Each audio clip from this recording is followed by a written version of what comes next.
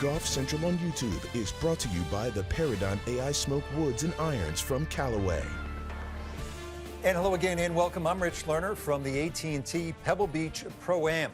Well, the winds of change roaring not just across Pebble Beach, going to be a rough weather week, but the entire landscape of professional golf.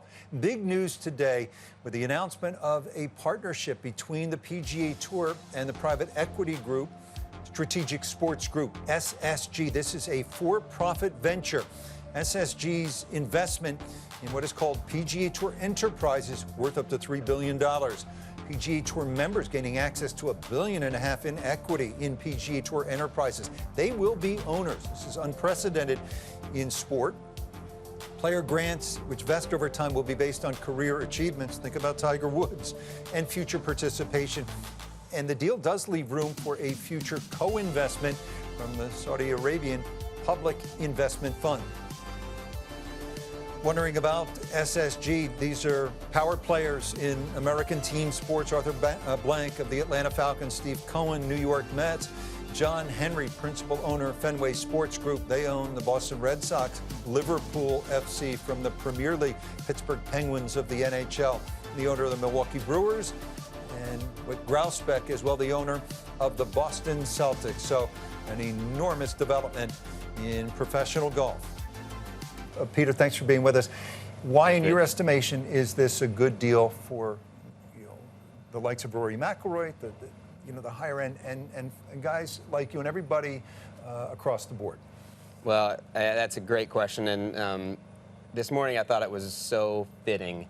We had a full membership call where Jay and John Henry, the principal from SSG, They spoke to the group. They revealed that the deal had been finalized and approved last night to the entire membership of all three PGA Tours. And it was cool. After Jay Monahan spoke, John Henry and Sam Kennedy spoke from SSG, then Tiger spoke to his excitement about this deal and how he thinks this shores up, the PGA Tour for today and the future. And one thing that Tiger has been adamant about, that he and I have talked about, that he's talked about with the player directors as a whole, is he's thinking about the PGA Tour that Charlie Woods is going to play on one day, that he hopes Charlie Woods will play on. That's where his legacy goes now. It's not just the all he's accomplished on the course. It's what he's going to leave for these other guys. But for Tiger to then say, though, this is a good deal for me. It's a good deal for what it does for the future of the tour for a player like my son. And then for me to follow that up, I was the next one to speak. I speak after Tiger and say, you just heard from Tiger that he's genuinely excited about this deal as arguably the greatest player in the history of our sport.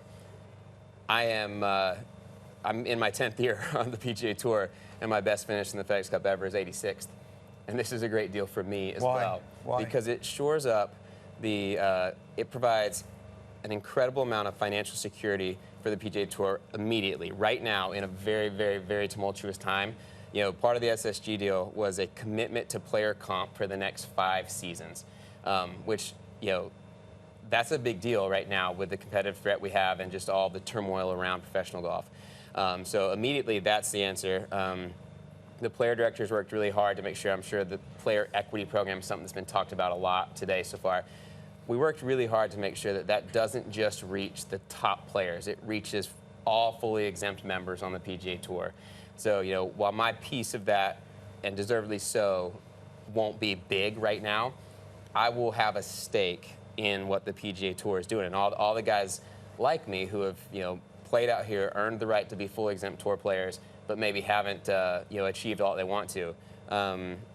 They're going to have a stake in the PGA Tour and be a stakeholder and be motivated to help build this product to make it better and better and better for all of our constituents, our sponsors, our fans, our media partners. So I think those are the two things. There's a lot of things, but those are the two things that immediately come to mind. It shores up, it provides so much security to the tour right now in a tumultuous time, and it gets all players, all exempt players on tour aligned and incentivized to help make this tour even better for everyone. Is this equity piece for players, is it something that you have to vest in, sort of like the retirement program? Yeah. I know there's not a lot of details yet. But. Exactly, and as it should be. I think that's pretty uniform across corporate America too.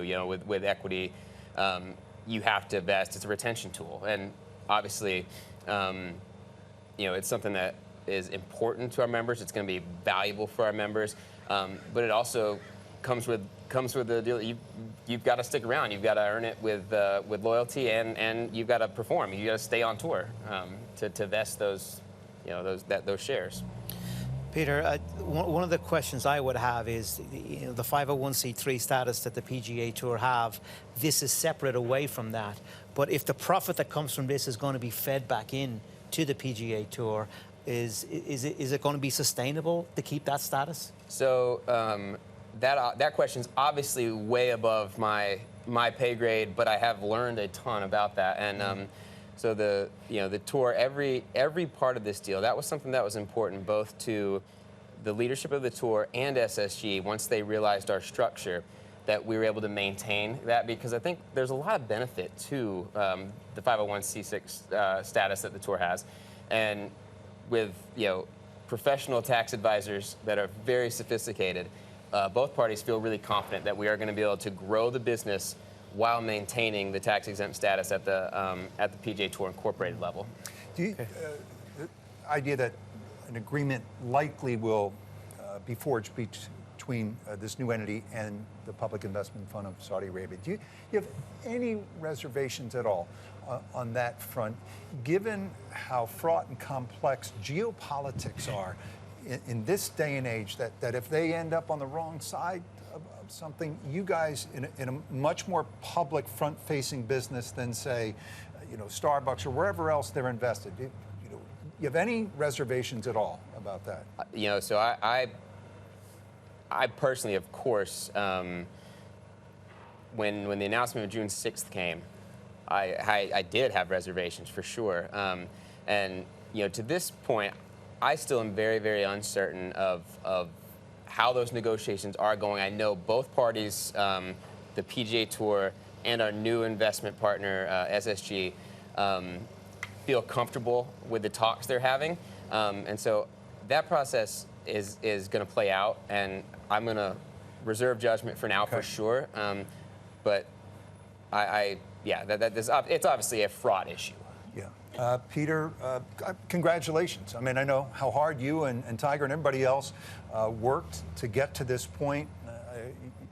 Everybody feels pretty positive about this first step going forward after all of the uncertainty and all the tumult. This is absolutely a day to celebrate. The PGA Tour, I think it has historically been the ultimate place in the world for professional golfers, and this is just a step to cement that. Okay, and also hats off, you got your hat right there, to Monterey Peninsula Foundation, AT&T, for bringing us all together on this momentous day, and 4 good ones. Are going to be wild with this weather. Thank you for stopping by. Wish you the best this week. Have a great tournament and battle it out against Mother Nature. Our coverage gets underway tomorrow, round 1 of the AT&T Pebble Beach Pro-Am. 3 o'clock Eastern Time. It streams as well on Peacock. Same on Friday. And then early round coverage Saturday and Sunday at 1 o'clock Eastern, and as well on Peacock. Great thanks to Peter Malnati, all of our guests, our hardworking crew up here that had to scramble to put it all together, for Paul McGinley and Johnson Wagner. I'm Rich Lerner. So long for now from Pebble Beach.